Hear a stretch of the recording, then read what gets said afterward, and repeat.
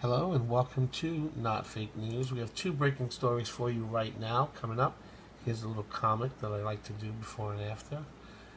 Alright, so breaking. North Korea caught practicing nuclear attack on. I'm going to get right into that right now. And what's that? I got that already. Got that. Watch Tommy Lauren go off, exposes what media is hiding in a viral video. Okay, so let's get right to this. Breaking. North Korea caught practicing nuclear war attack on. North Korea is a well-armed and out-of-control nation.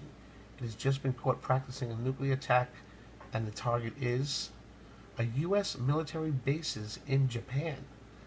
There are approximately 54,000 U.S. military personnel are currently stationed in Japan. A successful nuclear strike would not only put their lives in danger, but also the lives of millions of our Japanese allies.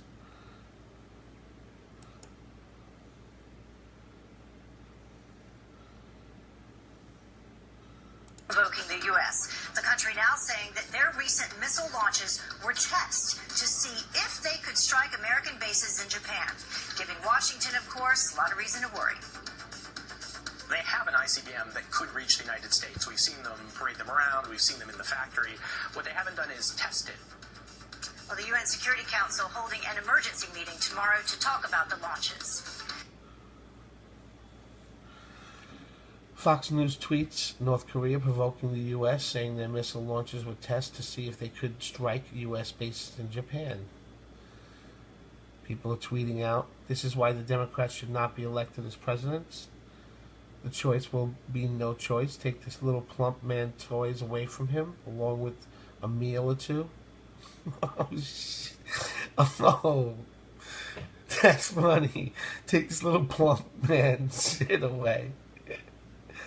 Next series of launches, we shoot him down. Oh, Jesus, Mr. McDonald's.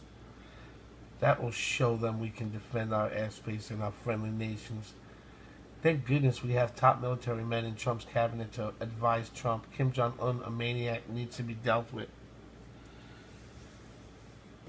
So yeah, there's a lot of that going on here. All told, Pyongyang, the capital of North Korea, fired 4 missiles. 3 of them came very close to the waters surrounding Japan's exclusive economic zone. President Trump quickly condemned these provocations and reminded the world of the strength of the American-Japanese alliance. The White House added that North Korea will face dire consequences for its recent actions. The U.S. and Japan are not the only nations which have suffered from Pyongyang's irrationality this week. Kim Jong-un has temporarily banned Malaysian citizens from leaving the country. Officially, the move is to guarantee the safety of North Korean citizens and diplomats in Malaysia. But, in truth, the move is intended as a blow against the Malaysian government for the killing of Jong-un's half-brother and potential successor. On February 13th, Kim Jong-nam, was attacked in the Kuala Lumpur airport by 2 female assassins, one from Malaysia and one from Vietnam, who rubbed VX nerve gas on Jong-un's face. The 45-year-old estranged brother of Jong-un died en route to the hospital. Many believe these assassins were hired by agents of North Korea. Such outrageous acts of political violence are nothing new for the North Korean regime back in 1976. Really? Is that the only thing they've done since then? Back in 1976, during a so-called axe murder incident, North Korean soldiers attacked and killed 2 American soldiers in a joint security area during a routine tree trimming. Pyongyang has also been responsible for hundreds of kidnappings of Americans, Japanese, and South Korean citizens since at least 1970s. North Korea's recent show of force could be a result of the internal weakness and anxiety. China, which is the biggest financial and political supporter of the North Korean regime, recently stopped importing coal from Kim Jong-un's Hermit Kingdom. What are these names? Such herbs. For a country already in the grips of unimaginable poverty, that change was very bad news, via Epoch Times. As per usual, the UN has once again shown it's incapable of the actually affecting rogue states. Officially, 6 sets of nuclear sanctions on North Korea have been put in place since 2006, and yet the regime seems to fire at least a handful of rockets every year. The UN Security Council has scheduled an emergency meeting for today in order to discuss North Korea's flagrant violations, but don't expect much. The only thing that could stop North Korea, a growing instability inside the state. A decisive move from Beijing to stop supporting the state, or a joint U.S., Japan, South Korea alliance based on disrupting the flow of money, weapons, and nuclear technology to North Korea. Yeah, stop giving them stuff to make nukes. What do you think about President Trump's response to North Korea? Please comment below and let us know what you think. And so his response was,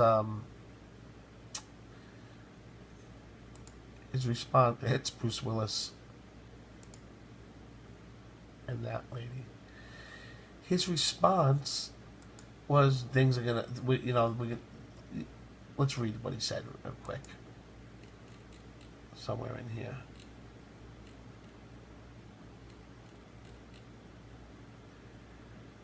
Korea will face dire consequences. That's what President Trump said. All right, so let's get to the next story here.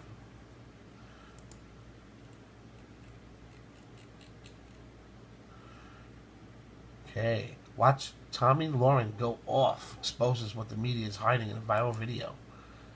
How can the mainstream media expect us to trust them when they keep doing stuff like this?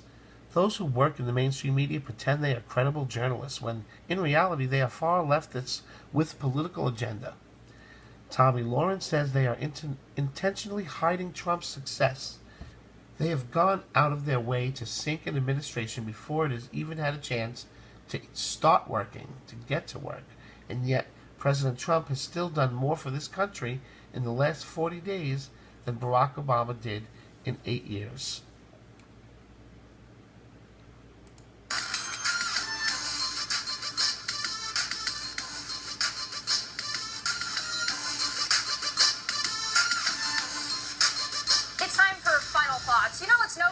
Mainstream media pisses me off, but after this weekend of madness over wiretaps, Russians, and FISA requests, I'm more disappointed than angry, and here's why. I don't know who to trust anymore. It's gotten that bad. Did the Obama administration really wiretap Trump Tower? I don't know, and we may never know, and here's why. The mainstream media never really did their job during the Obama administration. And no, I'm not just saying that based on nothing. Obama's national security advisor, creative writing major Ben Rhodes, bragged in a New York Times Magazine profile how Obama lackeys were able to lie to the corrupt, Obama butt-kissing and inexperienced media about all sorts of things, including the nature and intentions of the Iranian regime. Yeah, remember that? He said the average reporter literally knows nothing. Oh, and Rhodes explained how he was able to parade Iran-cuddling White House talking points to journalists and think tanks, then produce experts to validate all of the White House garbage. These are the same folks that have now been tasked with holding the Trump administration accountable, except now it's a very different game with very different intentions. The mainstream media has dedicated itself to discrediting, degrading, and delegitimizing Donald Trump for at least a year, if not more. They have gone out of their way to sink an administration before it's even had a chance to get to work. And yet, President Trump has still done more for this country in the last 40 days than Barack Obama did in 8 years. But maybe that's the problem for these bitter journalists. They don't want President Trump to focus on policy or America first. They're scared he's going to be good, too good. And because the mainstream media is made of a bunch of liberals who masquerade as journalists, they don't want success for President Trump because they don't want a second term. So they will do everything they can to sabotage him. So when I see Clinton Foundation donor and family confidant Georgie Stephanopoulos or Martha Raddatz, who cried on election night, sitting behind the desk on Sunday morning shows trying to convince me they're reporting the facts with no agenda, I'm sorry, I call BS. I watched all of them yesterday. Every last one of them called Mark Levin a conspiracy theorist and President Trump reckless for bringing up a possible wiretap. Hello? Are you kidding me? Do you really want to go there? We've all watched them concoct and spread conspiracy theory after conspiracy theory about President Trump and his administration for the last 6 months straight. So investigating FISA requests from the Obama administration is ridiculous, but linking Trump to Russia with anonymous or unverified sources is good journalism? Come on. It's sad. How can these clowns expect us to trust them? We can't. And I wish we could. I do.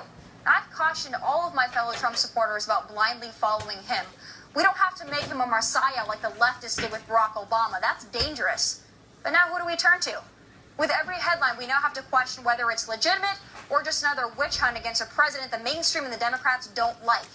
They did this to themselves, and now we're left with nothing. Thanks a lot. Those are my final thoughts. Follow me on. Well, I have a final thought to that final thought. Not that he would do it, and I'm a Trumper in case you don't know it. I'm totally for Trump, but and I agree with everything she just said. I'm just adding an end note to this. What if... I actually forgot what I had to say. I'm going to friggin' shoot myself here. No, wow. Oh, right. So, thanks for not talking. It helped. It's he now that it's like crying wolf. That's what it's like. They've cried wolf so many times that if Trump actually did something bad right now, we would never believe it. He could, right or wrong? I mean, who would believe it without proof? So yeah, it's counterproductive is what it is. Anyway, thank you for watching, and I hope you subscribe to our channel. We normally have videos without pauses of thought, and sorry about that. But yeah, subscribe and like the video. If you like what we're doing here at Not Fake News, getting out the real news, like that video, give us a thumbs up. Thanks so much, and I'll see you next time at Not Fake News.